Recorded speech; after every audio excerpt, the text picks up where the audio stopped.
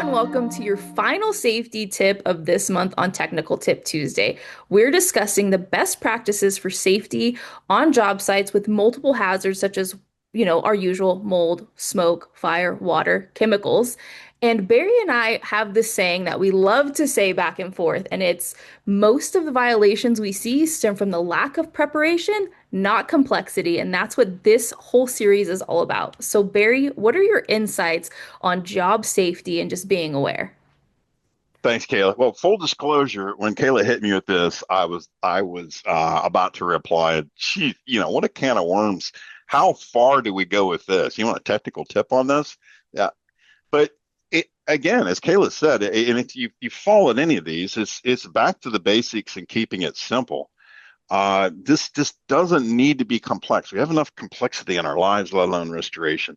So, we can be dealing with smoke. We talked about smoke, soot and ash.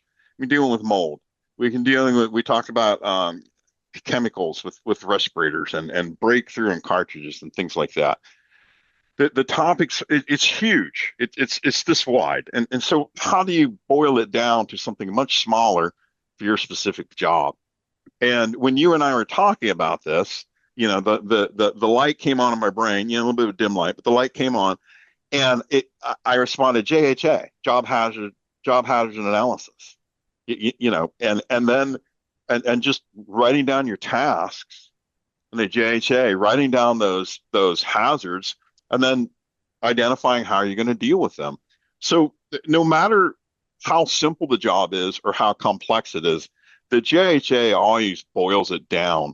We get in new jobs and people are explaining to me we're doing this, we're doing that, and we're doing in the fourth or fifth task, my brain's well, it's not overloading, but I'm automatically thinking how complex is this.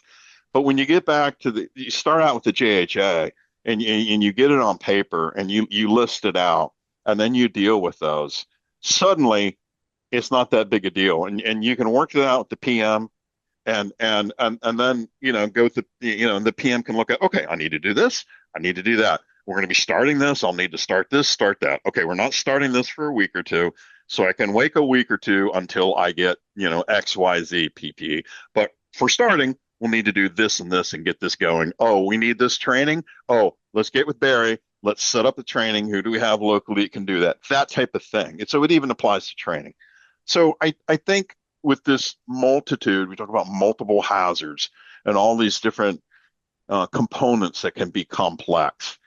We have a requirement through OSHA to do a hazard assessment. The JHA provides us with the means to do that, and it just so much greatly simplifies things. This stuff can be confusing and complex to me, but it's like anything else. It's like the sayings. If you're what's the saying? If failing to plan is a plan for failure.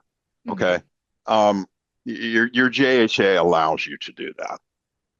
Yeah, and I would definitely say too, I know you mentioned training, but when we're doing the JHA, that also gives you an opportunity to meet with the staff who are on site to specifically talk about those things every single day, right? If Yeah. you've passed that hazard, now you're on to another hazard. Let's talk about that. So now you're not only, It's your safety talk, right? yep. It's your toolbox Yep. talk for the day.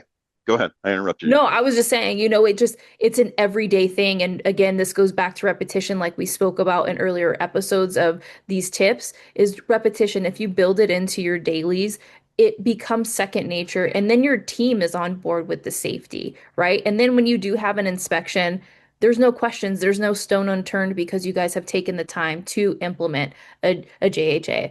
And just a fun thing that I shared with Barry, I know what a JHA is and a JSA is because of my background. But when I was recently somewhere and that question was posed, do you know what that is? A lot of people didn't know what it was. And let's be real, Right. that could be a very dangerous hazard for what we do every day. And so that's really what has stemmed this because again, it's it's lack of preparation, not complexity. When we share these top 10 violations of 2024 from OSHA, all of you guys are going to say, "Oh my gosh, so true that saying is so true." And that's what really has driven us. And if we're being honest in this world, I know Barry lives in the world of safety, but that's just not something that we're constantly talking about as an industry. And so we want to make sure that we're implementing these types of topics and discussions so that we can get ahead of any additional violations, but also start creating, guides and, maybe even industry standards for us here in restoration. So, Barry, any last thoughts on, the proper checklist of job safety? I've got an article in R&R about JHAs. You can reach out to me. You can do Google searches and find them. Just start somewhere and keep it simple. Even on big jobs, 10, 12 tasks should probably be your limitation. So keep it simple and plan it, and you just wouldn't believe in the long term how helpful it can be. Yes, very well said. I don't have anything else to add. Thank you for tuning in to Technical Tip Tuesday for the month of safety. We will see you on next month's Technical Tip Tuesday.